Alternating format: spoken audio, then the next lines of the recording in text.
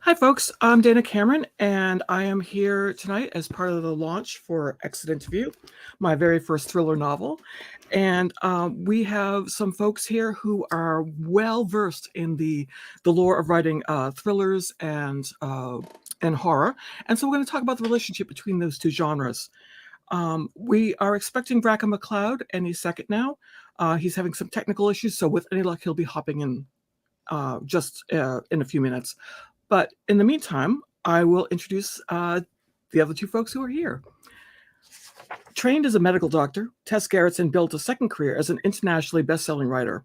Her 30 novels include the Rizzolian Isles crime series, on which the TV show Rizzolian Isles is based. Among her titles are Harvest, Gravity, The Surgeon, and her most recent Listen to Me. Her screenplays include Adrift, a 1993 CBS TV movie, and Island Zero from 2018. Her novels are translated into 40 languages, and more than 40 million copies have been sold around the world. She lives in Maine. Paul Tremblay has won the Bram Stoker, British Fantasy, and Massachusetts Book Awards, and is the author of Survival Song, The Cabin at the End of the World, Disappearance at Devil's Rock, A Head Full of Ghosts, and the crime novels The Little Sleep and No Sleep Till Wonderland, and the short story collection Growing Things and Other Stories. His essays and short fiction have appeared in the Los Angeles Times, New York Times, Entertainment Weekly Online, and numerous year's best anthologies. He has a master's degree in mathematics and lives outside Boston with his family. And I'm Dana Cameron. I write across a bunch of genres, but mostly crime fiction and speculative fiction. My Emma Fielding mysteries now appear on the Hallmark Movies and Mysteries channel. And Exit Interview is my first thriller based on the short stories with the character, aka Jane. Oh, we have a couple folks in here. And while we're waiting for Bracken to join us, I'll throw out a couple of quick questions. So it seems that the three of us all began our writing careers with crime fiction and then sort of started exploring horrors and thrillers. What prompted the move for you? Okay, sure. Sorry, I'll go first because we've already taken care of Bracken. No, so my first novel was a crime novel, but I'd spent maybe 10, maybe a little bit more years learning to write, and I learned to write by writing horror short stories. So I weirdly sort of had this idea for the strange crime novel, which became Little Sleep. So at the time, I was little when I was being introduced as Paul Tremblay, crime writer. I'm like, who's that? Like, I write horror. So I'll sum it all up by saying, for me, it was never like a conscious decision to flip between the genres. Mm-hmm. I made a decision early on in my writing, which to me was like a really important sort of self-discovery was, I'm not going to say I'm a horror writer. I'm a crime writer. I'm a writer who writes horror, or I'm a writer who writes crime. And that not only like freed me up to write, to try writing other things, but also I think that just reinforced to me the important idea of writing is that whatever story idea I have to do all I can to serve that story. I'm not going to try to force it to be something it's not. And as we'll discuss, crime, horror, thriller, they're all so closely related. It's easy, I feel like, to pass from one into the other. Mm-hmm. Yeah, for sure. Tess? Well, I've always felt I skirted the edge between horror and crime writing, but I have to go back to the DNA of where I came from, and that is a childhood full of horror films. I mean, I grew up loving horror, and I would say that a lot of even my crime novels are based on some of the thrills and chills I got as a kid in a movie theater, watching that great classic Invasion of the Body Snatchers in black and white. And that was with your mom, right? Yeah, with my mom. Yeah. My mom loved horror, and so it's those same feelings of suspense, not understanding what's going on. Maybe there's a supernatural explanation, maybe there isn't. I think that kind of moves me between genres, and I feel like I have done horror in a way. I did the screenplay for Island Zero, which is a horror film, and then of course I did this book called Bloodstream, which is semi-horror, and then I did a ghost story. So. I don't think it's a firm line. I think it's a very movable line. And I don't even know what the definition of horror is anymore. I suppose if I were to, come up with something, I would say it's something scary that involves something supernatural. Otherwise, it's a thriller.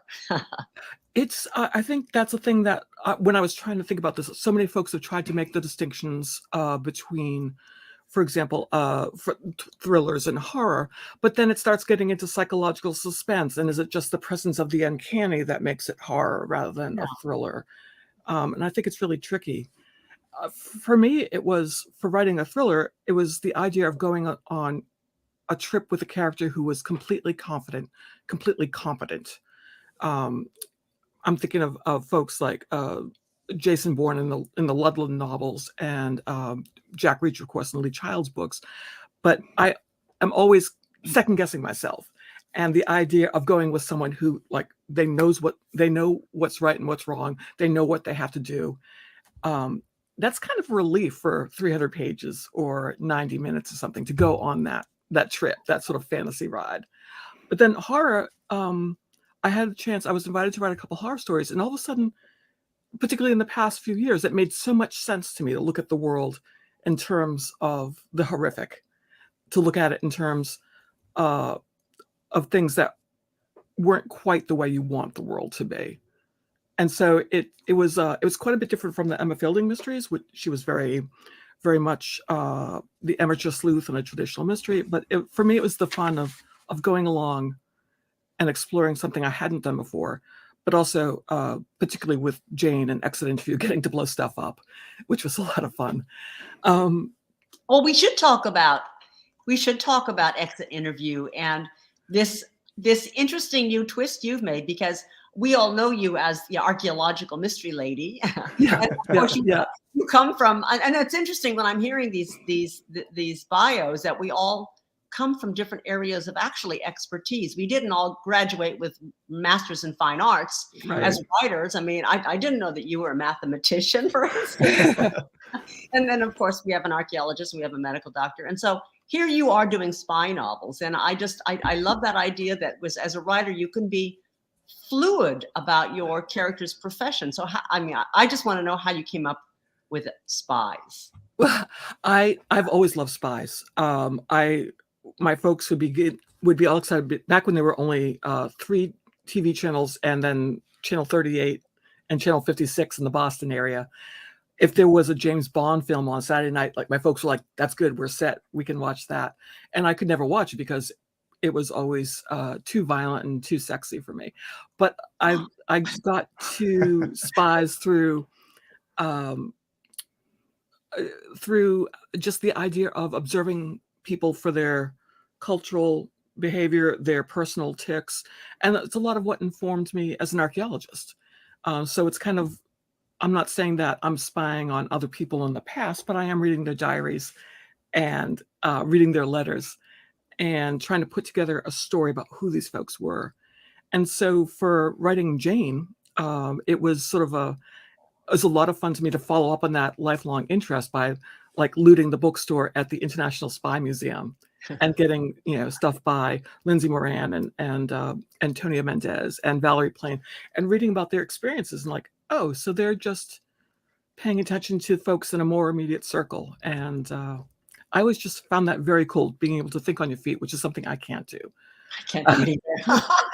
We're really good as writers as coming up with, characters who are very clever, way more clever than we are. Well, that's the great thing about being a writer, is that I can write someone who is infinitely sharper and smarter than I am, as long as I have 2 or 3 weeks to do it. And come up with that comeback, right?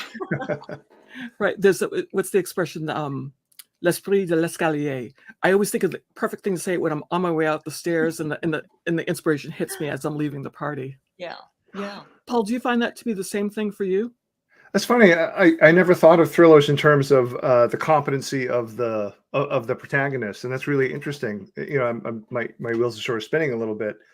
That's funny. So even though my first 2 novels that were published were a crime, and pretty much all my other novels have been horror, I think those 2 crime novels were certainly horror inflected, because my detective was not very good at his job. And he knew this. He was a narcoleptic. And he knew, like, his job was essentially just trying to, keep him busy, while he lived in his mom's, 2-story brownstone apartment in Boston. Yeah. So I know, like, I've always been really fascinated by fascinated by like quote unquote everyday people, whatever that means, or people who aren't superheroes that are caught in this thing that's, I hate to say bigger than them because that implies sort of like a value system there, but caught in a maelstrom, right? Caught in like the wider world.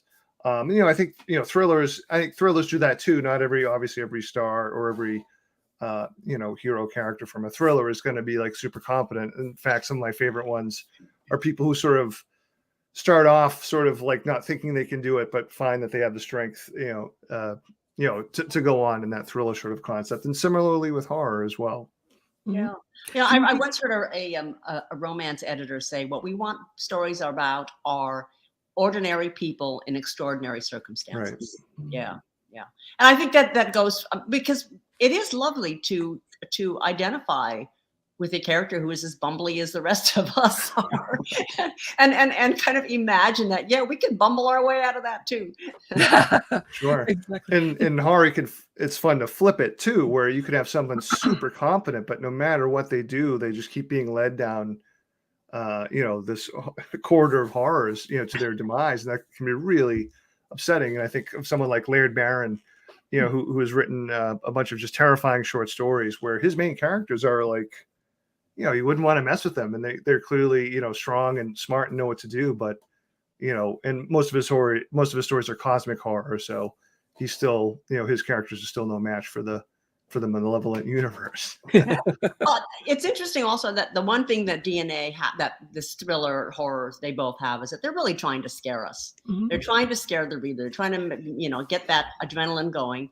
And I find it fascinating that we tend to choose similar themes. Isolation. I think it was, the lonely snowbound place, or what was it? It was one about a ship. The Terror? Yeah. Show? What was it? It was Bracken, didn't he? He write the book? Stranded. Yes. Stranded. People trapped on a ship. So this sense of isolation, locked room. I mean, that goes across both horror and thriller. Sure. And then, of course, the cabin in the woods, right? Right. That's the other one. I mean, that is a perennial for both horror and for suspense. Yeah, I think removing people from what they're comfortable with, what they're used to, isolating them, putting them in the midst of a situation over which they have absolutely no control, is wonderful and makes me worry about us as people and like, why are we keep doing this to our characters? But if everyone gets along well and is rational and has a good reasonable discussion with the other characters, it's not a very good story. No. Washington Post had this really fascinating article about why do we love scary books? Mm-hmm.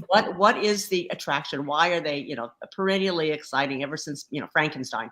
And some of the theories were that we need that adrenaline. The same reason we love to go on. Some of us, not me, loves to go on a roller coaster ride, because at the end of it, you have this adrenaline. Your adrenaline is there, and then you have this wonderful sense of euphoria that you survived it. And so horror novels do the same thing. Mm-hmm. Yeah, they can. I'd be curious actually for Dana and Tess's, Bracken's answer too, because you both I think have more experience with what I would call straight mystery readers or straight thriller readers as opposed to horror. Because within horror fandom, I definitely think there are, of course there are types of all sort of genre fans, but in horror, I definitely think there is sort of the roller coaster, effect. But also I think there's a subset of horror readers, of which I think I would be one of them. I don't know, horror to me, I think why I continually go back to it, because I think, it's not to say existence is pure hell, but that horror reveals a truth, and I find comfort in hope in the fact that, this film or this book, whoever wrote it or whoever directed it, they recognize the same things that are wrong that I do, or they feel the same way I do. And even though it could be a really disturbing, desolate story, I weirdly take comfort from the fact that, someone else sees this. Yeah, I tend to like the horror that is the sort of thing that Jordan Peele does, where he's really looking at society and how unbelievably horrible and cruel and destructive we can be to each other. And so it's actually looking at that in that very culturally focused lens that does it for me. let's say, hey, Bracken MacLeod. Hey, Welcome. my apologies for being late. I was having some technical issues, but they've been resolved, and so here I am. Huzzah. I will just do a quick introduction for Bracken. Bram Stoker and Shirley Jackson award-nominated author Bracken MacLeod's newest novel is Closing Costs, a home invasion thriller. Before devoting himself to writing full-time, he had survived car crashes, a near drowning, being shot at, a parachute malfunction, and the bar exam. So far, the only incident that has resulted in persistent nightmares has been the bar exam. Welcome, Bracken. Good to see you, man. A parachute malfunction. I want to hear about that. Well, the parachute malfunction, that's a whole story, but yeah, it's right. It was frightening, to say the least. Yeah, now, I would say so. you guys were just sort of riffing on the end of a question, which I didn't hear. So can you repeat the question, Dana, or if you've got it? And Paul had actually posed it. It was about I guess I was going off of what Tess had said about what a Washington Post article recently is like. Why do we read horror? Why do we read scary stories? And that could cross sort of lines between thriller and horror. And I sort of gave an answer that I felt like was more close to what horror readers would give. And I was curious what, basically what everybody else would give as a reason as to why horror or why thriller. Why do we read it? I mean, one of my favorite concepts about horror and thriller and all sort of different art forms that confront stressful situations is that it's a rehearsal. It's a safe rehearsal, right, for trauma or for death, and so we're able to look at things that are really truly terrifying through a lens of through a mediating lens that allows us to think about these issues without having to live them. Right. Yeah, I've often described that as it's sort of an inoculation. If I can go on this ride and see what these folks are doing, then maybe I could do the same thing and I could survive, or I could overcome the big bad, whatever it is. Yeah. And it's sort of a little. You say it's a dress rehearsal. It's a little trying it on for a while and seeing how you could do with it.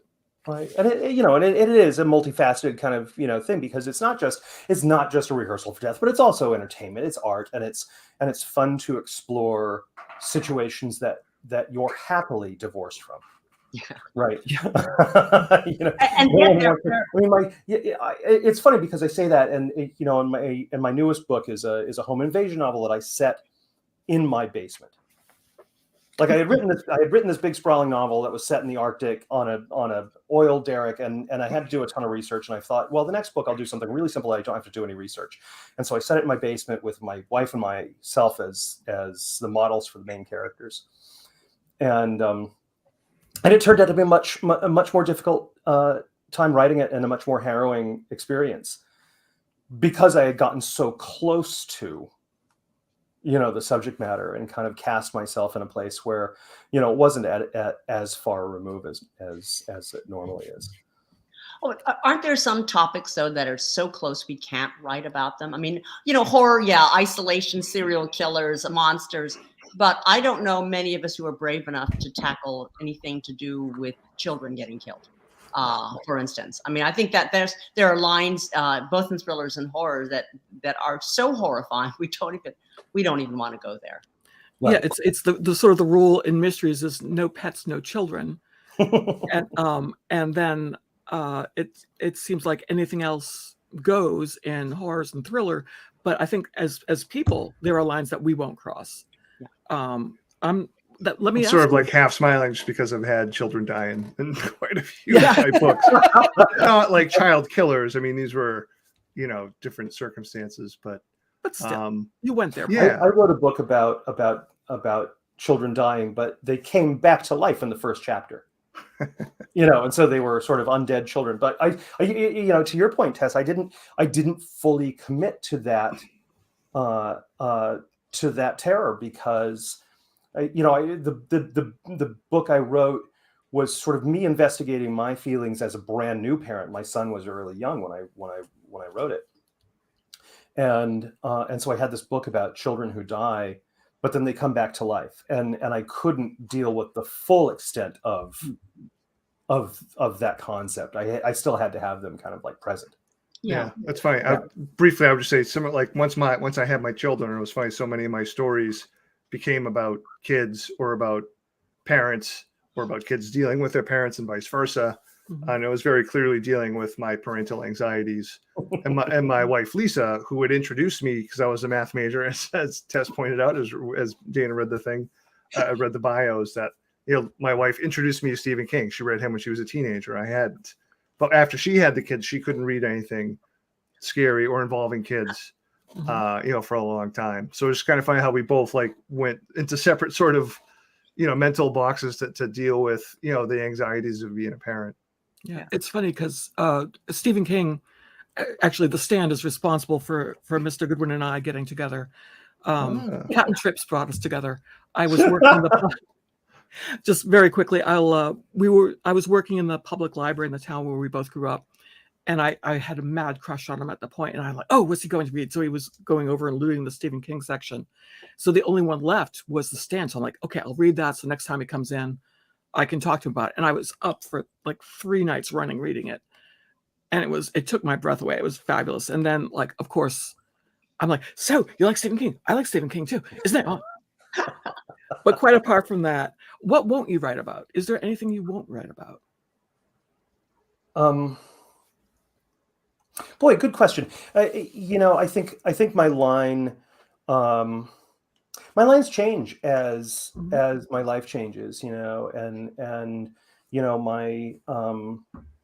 my son is a middle schooler now, and I think the line for me, the thing I wouldn't be able to confront at this moment would be like a school shooting, because it's much too present. Yep. Yeah. Right. And that's not to say that I wouldn't write about it at some point, but for me at this moment, it's too much. I definitely could not write anything that took the point of view of someone who was perpetrating, a crime against a child. Like that would be a line too far to sort of do that mental experiment where I inhabit someone to try and investigate. I'm trying to think of like a, sort of a Bret Easton Ellis American Psycho type narrative. And it's like, that would be a line too far for me. I couldn't do it. Yeah. Tess? Well, coming out of the genre of medical thrillers, so I generally deal with a lot of medical stuff. I think about what I would avoid as a reader, and one of them is a book about cancer. I really don't want to read about cancer. I don't want to read about children being cruelly killed, going back to your school shooting thing. And I think that anything to do with AIDS for a while was just something that people just did not want to read about. So there's not just a personal issue there. There's also the commercial issue, which is you're not going to be able to sell that book. So I think that there are reasons to avoid certain topics. And Paul? Yeah, I mean, it's interesting. I mean, it's all in some ways so personal, but also, it can get fairly political as well. I mean, just from like a level of my own, like what scares me the most, like I avoid anything involving like nuclear war. Like I just can't deal with it. Whereas like, I've been a high school math teacher for 27 years. I've never written about a school shooting, but, having gone through, knocking all the wood, I've just only gone through drills or stuff like that. But, I think about it. I think I could write about it. I just haven't been moved to do it. But, as Bracken said, lines could change. I think for now, really the only line for me is, I'm not going to write, as you discussed, from the point of view, or I really don't write anything that involves sexual violence. Yeah. Just because I have no experience with it, thankfully, there are many wonderful writers who have unfortunately have experience with it. And, I would say I encourage them to write about it, but, if they want to write about it, great. And I've actually read, I'll read that work. I just don't feel like I have I just wouldn't feel right going into those topics. That raises this really interesting political point that you're talking about. It's almost as if men are not allowed to write about this. I think women feel much more comfortable dealing with this because we are women. But I've talked to a lot of male authors who just say they don't feel comfortable doing it. They feel that they would be accused of somehow being sexist or being exploitative if they write this topic. So there are just things that it's harder for a male author to address. Right. I mean, you know, I've made no secret about the fact that I'm a survivor of child sexual abuse, and I have written about sexual violence, and you know, and I think the thing about doing it is that you have to treat it very, very carefully, and you have to treat it from the point of view of the sort of the person surviving it, and not the person inflicting it, because that's the line between you know. Oh no! Oh no, we've lost him. Just as he's making a point. The gremlins got him. There's a lot of extreme horror that focuses on sexual violence, and I get frustrated by it, because I think it.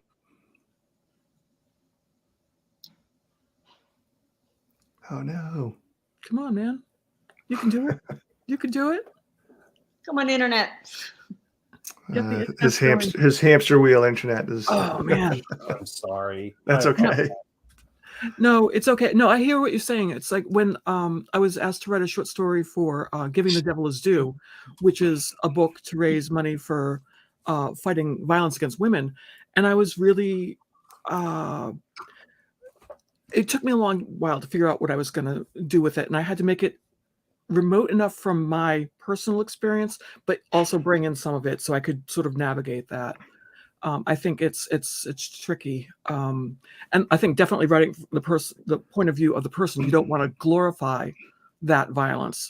You want to point out the wrongness of it.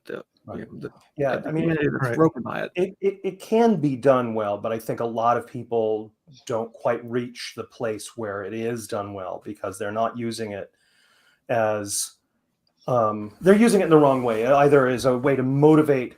I mean, you see this a lot in media, right? Where a woman is sexually assaulted in a story in order to motivate a man, right? Which is a horrible trope that I wish would just die, right? And then it's also done just to sort of prove the badness of a character, and you know, and it's like you know, there are other ways to do it that are more sophisticated, that are more nuanced, that you know, that aren't so assaultive to the reader, and potentially triggering for other victims of sexual assault. What that puts me in mind of a scene from a movie that I love way too much, Desperado, and there's a question between two of the antagonists, like whether they're gonna shoot a bunch of loudmouth kids who go into their bar, or shoot someone else. Like, well, you know, and they open up the ledger to show the gun. It's like, no, man, that's overreacting. But then later on, when they're talking about taking out a competitor, it's like, well, should we? I don't know. I got a mortgage payment, and it's when you start. I think that's the more it's funny for one thing and horrifying, but it's also one of those things. Is like, it's just part of their day to day. It's part of their bottom line, which I think is a little bit more interesting, a little bit more recognizable, perhaps. Right. But Bracken, you started to talk about tropes that you know that are way too commonly used. I'm going to open that up to Tess and Paul. Is there a trope that you wish in thrillers or horror that you wish would be reconsidered?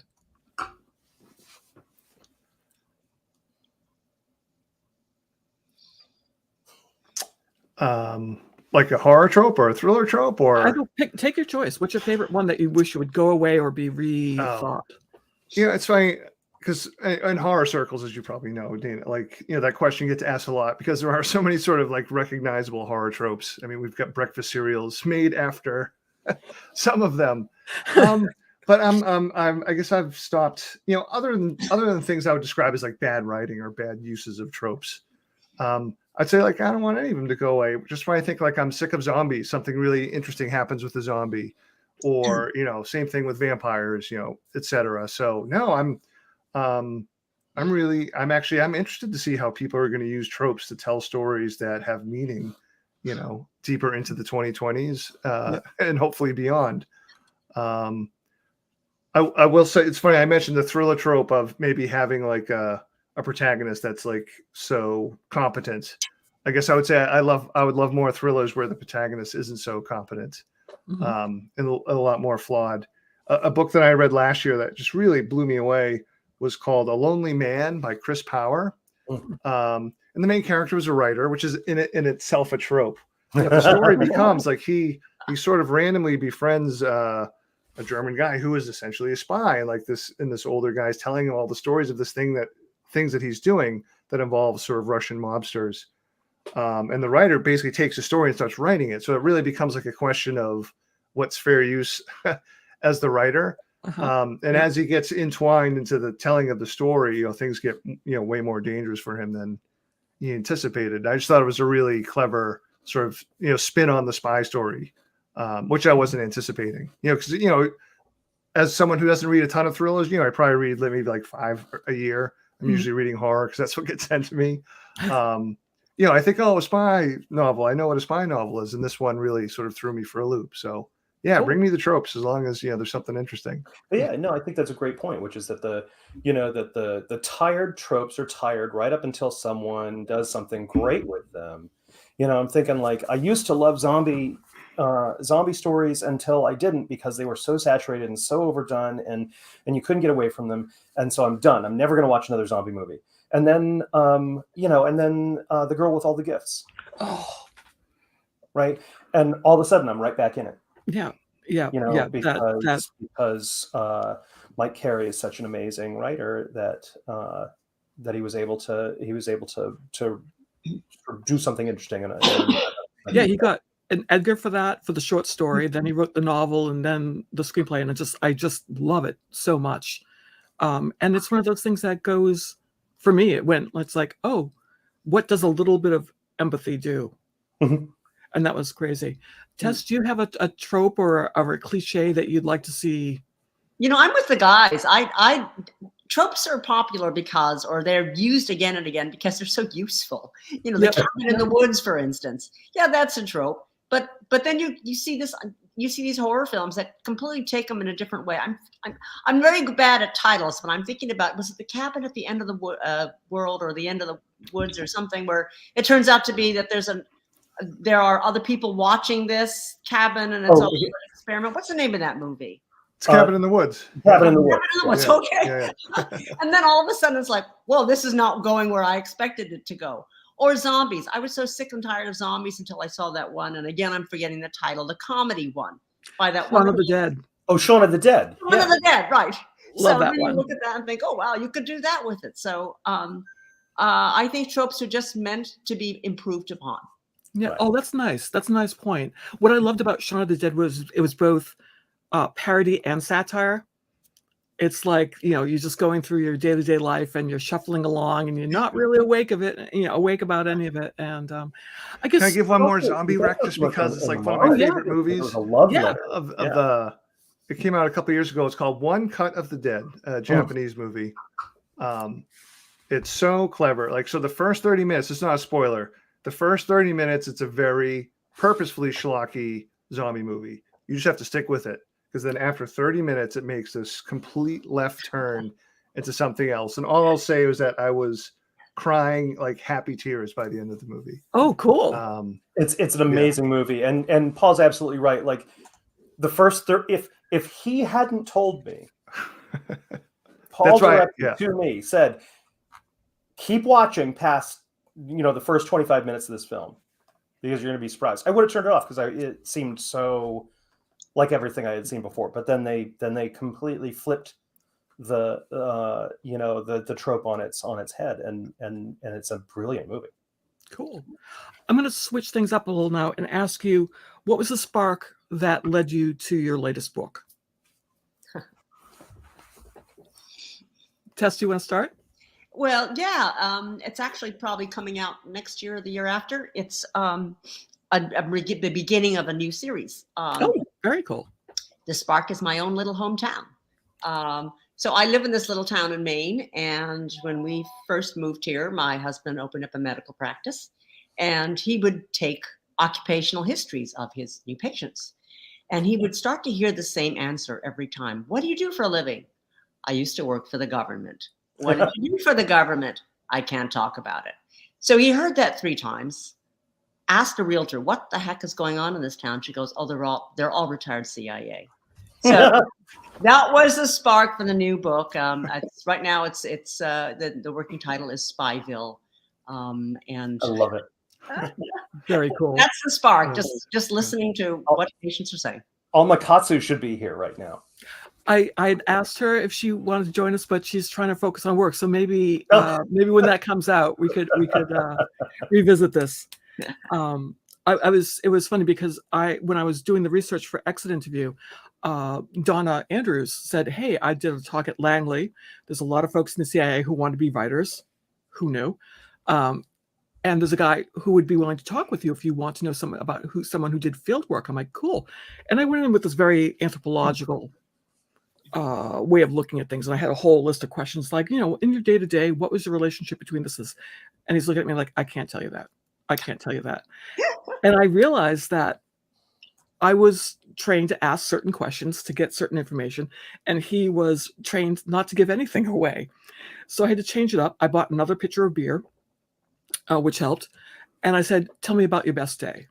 And he says, oh, I've got X hundred numbers of rounds to go with my favorite, sidearms. I have my favorite Hawaiian shirt on. I got the music going on in my head, and I know what I need to do. I'm like, okay, that's wild. And he'd say things like, oh yeah, it's like, and like he's talking about hundreds of rounds to go to work. And I'm like, that's different from when I go to work. What's your work day look like?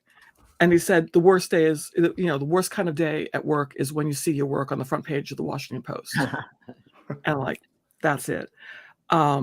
So I think that's completely awesome. Paul, what are you working on now? Or what was the inspiration for the Pallbearers Club? You choose which one you want to talk about. Yeah, sure. So the Pallbearers Club, it's funny. So the two previous books were, I would say, more structured as thrillers.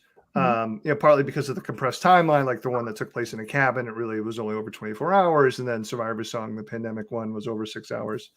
So I don't know how, Tess, you do it all the time, but like I frankly felt exhausted from having to write, these things where like I had to have the pace and I had to have, I was looking for something that was a little bit more expansive and maybe interior in terms of like how it was set up.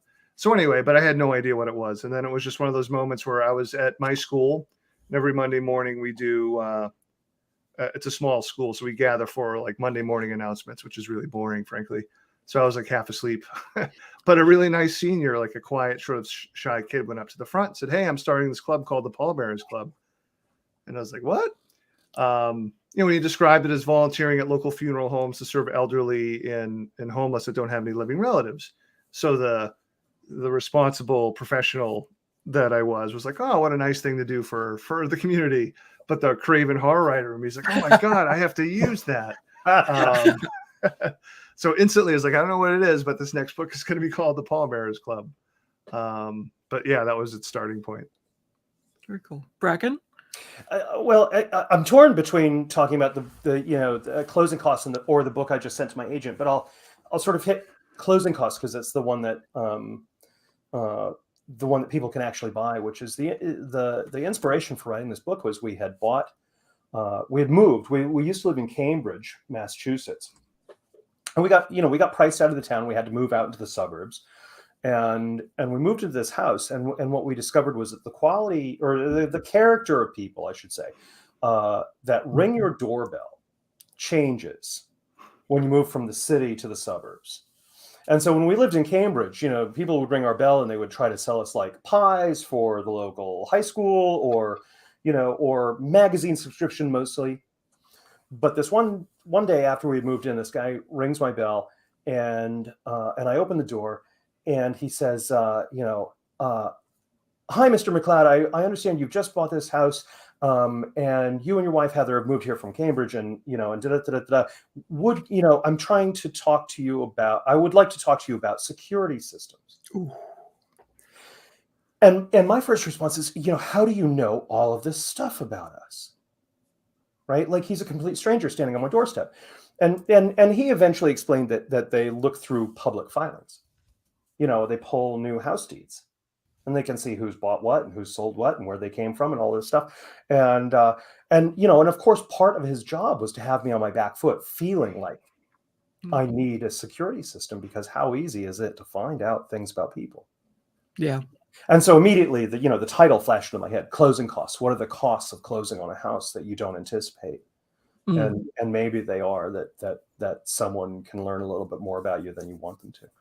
Ew. Yeah, I think that I get most of the idea for my stories from hearing things wrong or hearing them in the way that other folks might not hear them. My husband James was leaving a big company, and it was, you have to go through a lot of rigmarole to wrap it up and everything. And I said, "So you're done, right?" He goes, "No, I'm all done except I have to go to the exit interview." And I said, "What's that?" Because I, having been in academia, I had no clue. And it's like, well, when you explain what worked well and didn't work well on your job, I said, that sounds awful. I bet it's really particularly bad for someone who's a covert operative. And it's like, and that's where the idea came from. It's just like this idea of like, oh gosh, that sounds bad. How much worse could I make it? But that's kind of how everything I do works. Like, oh, this is a terrible idea. How much worse can I make it? Yeah, you're absolutely. Yeah, it's perfect. I was going to just open this up to folks who might be watching. If you have any questions, put it in the comments, and I'll bring them up to our panelists here. I need to ask you, between or among science, unreliable narrators, and skewed perspective, how do you decide how to explain the cause, the something that's driving your story? How do you make that decision? When I did Stranded, which was the book set in the Arctic on the oil rig, it starts with a sort of catastrophic storm, and it's a sci-fi thriller, and so people are cast into a really kind of uncertain, uncanny experience. And I decided not to explain it at all. Because my thought at the time about that was, I don't need to reveal anything to the reader that my main character doesn't know. Right. And so if he's completely in the dark, this book had a male protagonist. If he's completely in the dark about what's happening, I felt like it amplified the tension for the reader to also be in the dark about it. Now, of course, I got terrible reviews from a few people who were like, "He never explains what happens. This is garbage. He never explains it." But I felt like that mystery was a part of the story. Like it's unexplained, and it gave it kind of that Twilight Zone quality that I liked. Paul? Well, I don't explain. I don't write books with endings. I'm sort of half joking. The characters sort of end, maybe. It's hard to answer because to me it really goes story to story, and I try to train myself into thinking that way. I wonder, especially Tess, given how many novels you've written. I mean, I've written 10. That feels like a mountain. And I heard how many you've written. 30. 30. Oh my gosh. Now. I have 5. So for me, like there's a balance, and this will be an answer eventually, but I try to have a balance of having the confidence that, hey, I've actually finished a novel before, but also trying to make it feel a little bit different every time. Like I try to do something, even if it's cosmetic or goofy, or something as simple as, hey, I have a new notebook for this book. I want it to feel a little bit different, just to get my brain in thinking, okay, this story is different than the previous ones.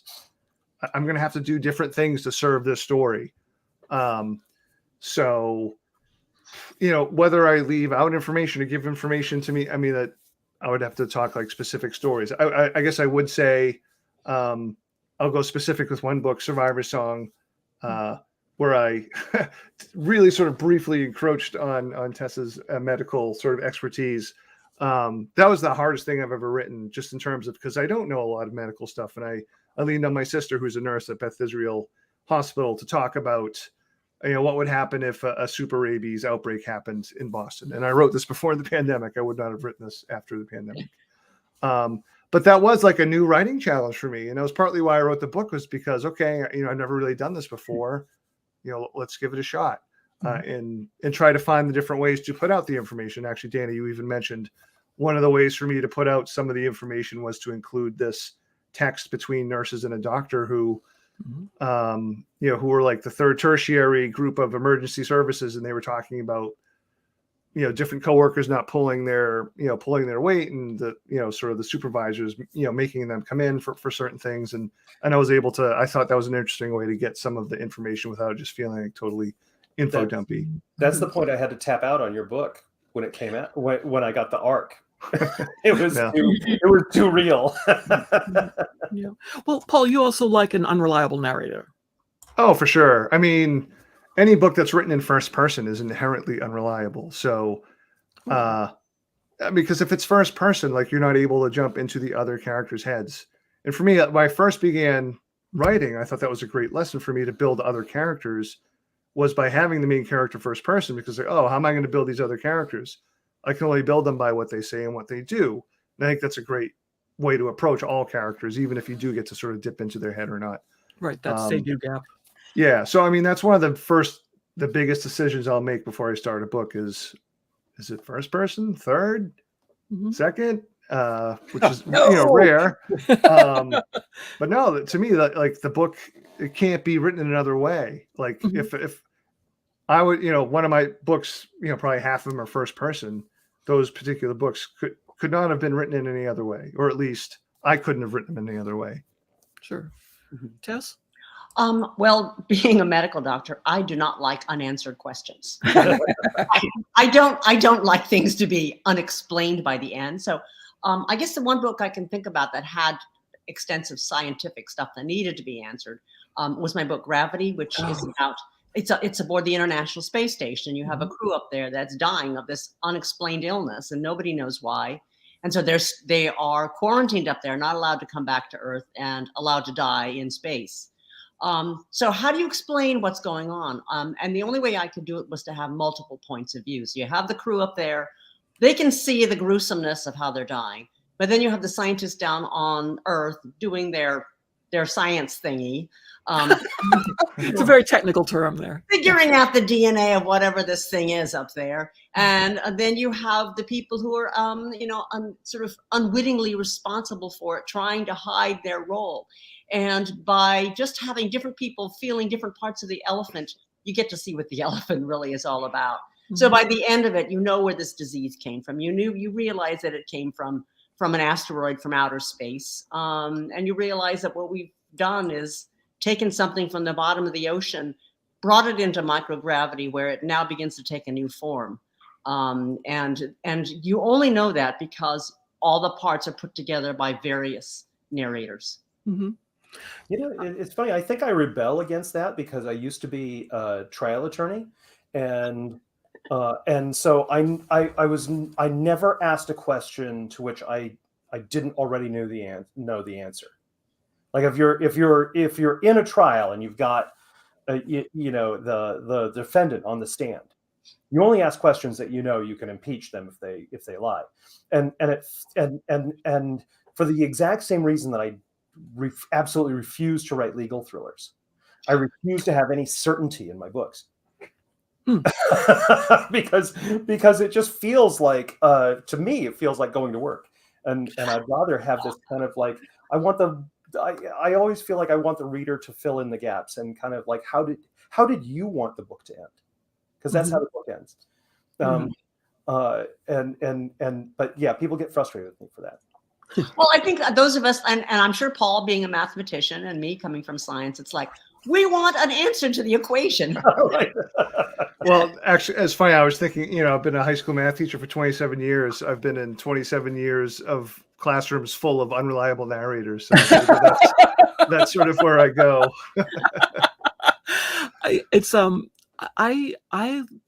What I liked doing in Exit Interview is having some of the characters knowing other things about the other characters that they didn't know about. And so everyone has a slightly different take on things and why things are happening. And it doesn't get wrapped up tidily. Not everyone knows everything about everyone else, but I do like that idea of who gets to know your truth and things like that. We have one question. This might be a little random, but how is the role of setting different or similar between a thriller and horror, or is it at all? Earlier we talked about isolation.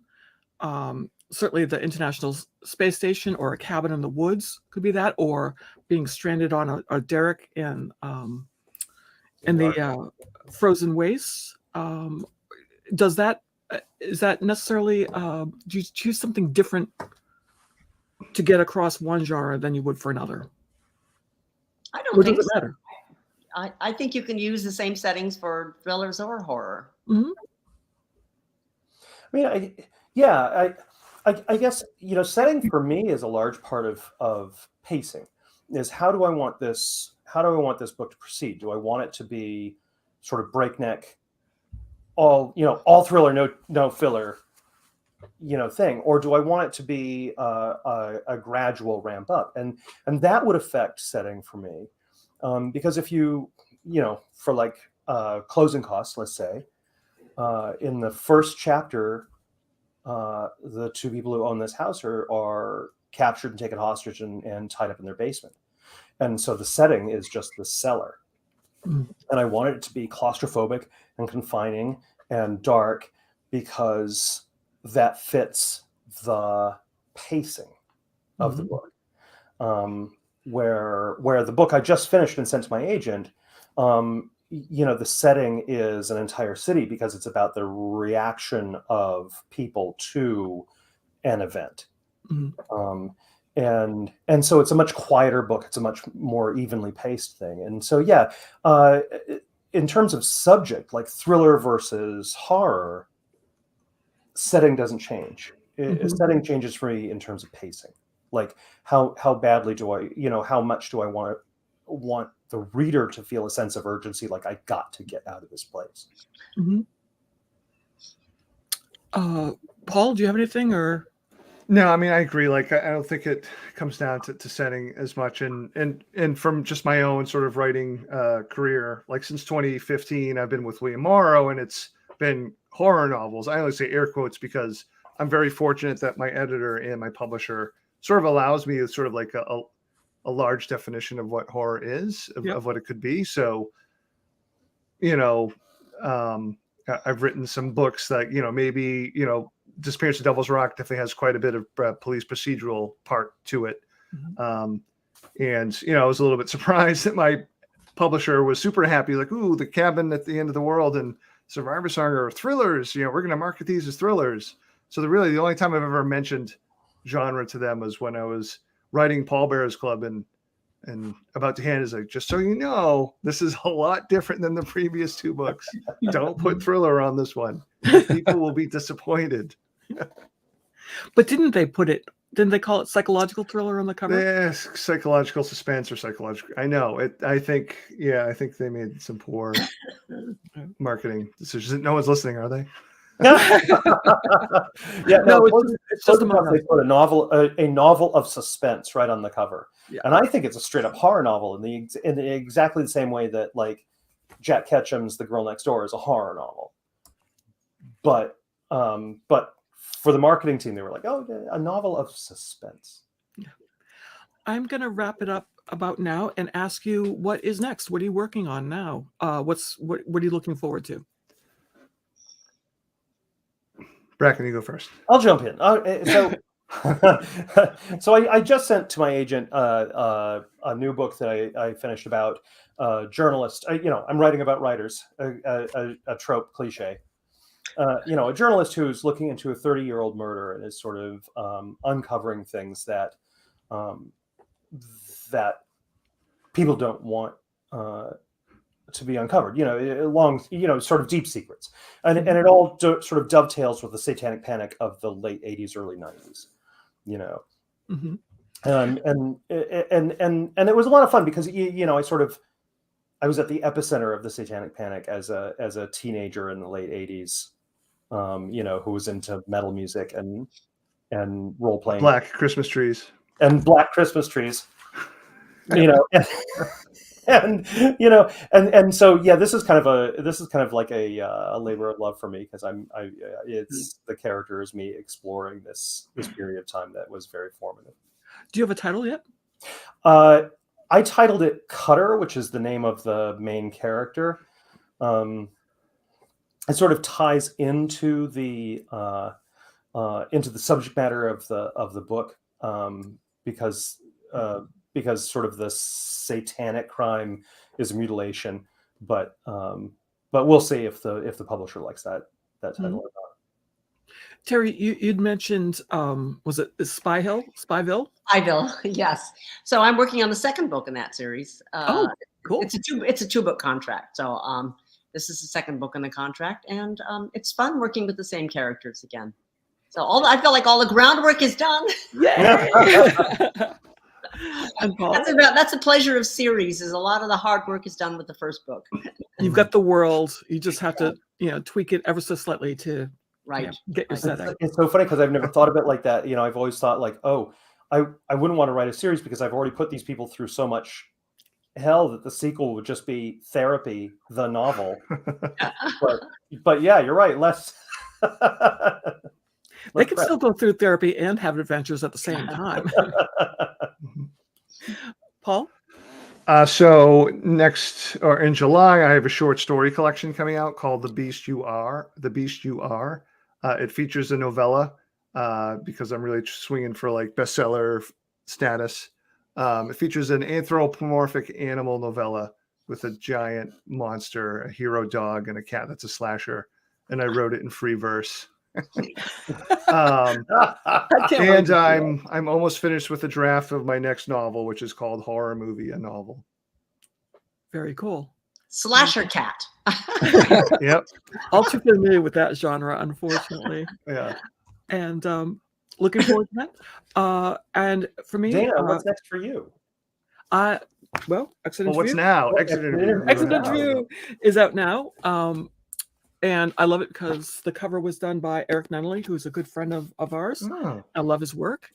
But next year is the Anna Hoyt novel. I've written 4 or 5 short stories featuring this 18th century tavern owner and the problems, and I use that loosely, that she solves. I also use hate quotes around solve because Anna's continuously faced with the notion of what will you do to survive? What won't you do to survive? And it turns out there's not much she won't do to survive. So it's noir, and it's set in 18th century Boston.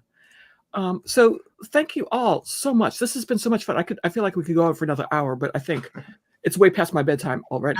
So, but thank you so much. I really, really appreciate it. And Congratulations. Yes, congratulations, Dana.